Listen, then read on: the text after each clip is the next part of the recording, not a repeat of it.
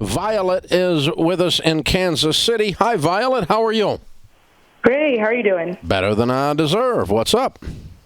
Hey, so I am just recently engaged, and my fiance, he actually lives in Dominican Republic, so he doesn't have a lot of money. It's like a third world country. I am $42,000 in debt, and I want to get married to him, but I'm just nervous because I know I'm on like step number 2 of paying off my debt, doing the debt snowball, and I'm just wondering if it's a good idea to get married knowing that I will have student loans left to pay. I don't mind folks getting married in debt at all or having babies while they're in debt at all. None of that is a problem for me. The only problem is if you're not on the same page that we're going to kill the debt. Right. And we're going to both work like maniacs to cause that to happen. So has he got a job? He did have a job as a mechanic, and then for some reason now he doesn't have it anymore. Some reason? That sounds kind of vague. Yeah.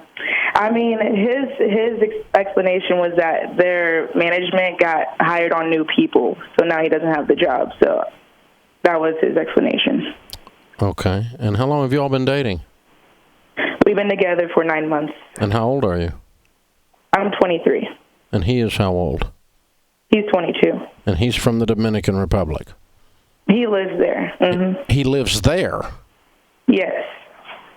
We have a long-distance relationship. Where would you live were you married? So once we're married, we'll have the process of him coming here. Right. Yeah. Okay. And he was an auto mechanic in the Dominican Republic. He's a mechanic on whatever. Like, I'm not sure of like what he specifically did. So there's like the language. I'm learning Spanish. I'm intermediate to fluency, and he doesn't know any English. I know this sounds weird, but my understanding was that he is just basically a mechanic. I've seen pictures of him going to work and all that stuff. I'm not sure what he specifically worked on. Mm-hmm. How many times have you met him in person? About 4 times. Okay. I go back and forth and travel over there. Right. Okay. All right. Well, here's some things. I don't mind you getting married. I don't mind him coming here, and he's going to get a job, and you guys work together and make a lot of money and pay off the debt and live happily ever after. Okay? Mm-hmm. That's one option. I am obligated, because of this show, to tell people what I would do if I were in your shoes. I have a 30-year-old daughter and a 34-year-old daughter and a 27-year-old son. So I've got kids older than you, okay? Yeah. That are all married. And I've been in the Papa Dave chair, we call it, quite a bit over the years. And so I'm going to change hats from financial guru to Papa Dave and tell you a couple things that I would tell you if you were my daughter, okay? Okay. Number one, it has been known to happen that folks who want to come to this country will do anything to get to come here, and anything includes talking someone and conning someone into marrying them. So I'm not saying that's happening, but that flag went up in my head hearing this story. So I want you to just be careful, be wise, and be very aware. Do not be a naive person who gets taken advantage of and you call me back later with a disaster, please. I don't want pain to come to your life, okay? Yes, sir. Okay, so you watch for that. Number 2, sometimes people from other cultures will work rings around Americans. Their work ethic is 10x of the typical American. Sometimes from people with other culture are hound dog in the sun, lazy on the front porch, don't work much people. Mm-hmm. I'm not hearing things I like in your description of his job and his job loss. I've seen pictures of him going to work. Statements like that scare the crap out of me as Papa Dave for my young daughter I'm talking to, okay? Yes. Like, I want some, as your surrogate dad here for just a second, I'm not, but I'm just speaking like that, okay? But I want some proof that this young man is a diligent, hard-working young man and that he didn't lose his job because he was smoking so much reefer he couldn't crawl to work. Mm-hmm.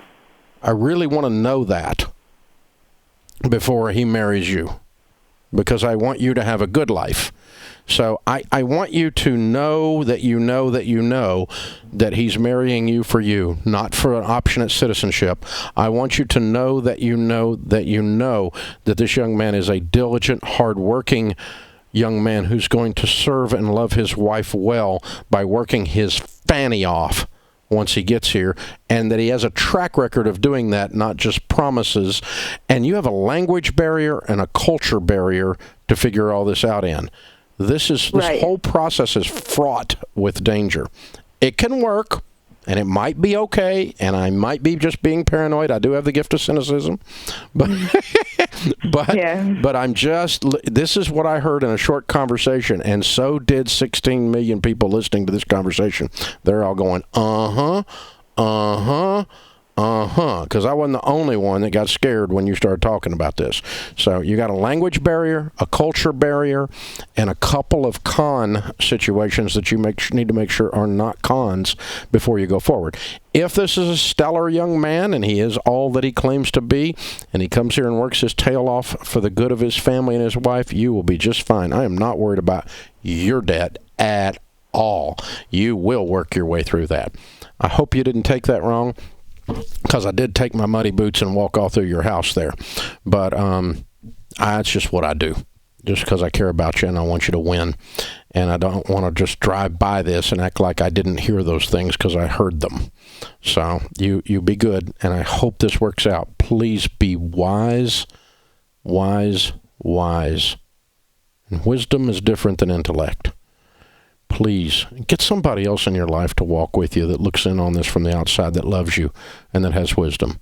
Whether it's a dad, a mom, a sister, a brother, an uncle, a pastor, I don't care. Have somebody look over your shoulder and make sure that you don't have stars, lovey-dovey stars in your eyes and you're blind.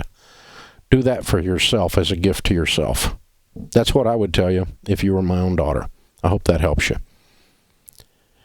Well, the Dave Ramsey Show's changed a little over the years. I just used to answer questions from my friends. Now they're all my kids. Okay. That's what happens when you get old and you keep doing a show for 30 years. You guys all used to be my peers. Now with YouTube, they're all 22. Oh, my God. Oh, well, that's what we do here. Hey, I'm going to answer the questions here. If you don't want that kind of advice, if you don't want me to tell you what I think, if I were you, what would I do in your shoes? Don't call. Because I'm obligated once you asked. And I'm an expert on my opinion. I'm obligated to love you well. Try to help you as best I know how. Some of you out there might not agree. That's okay. Get your own show. This is mine. And I have to do in good conscience what causes me to put my head on the pillow at night and go right to sleep. Takes me about 13 seconds.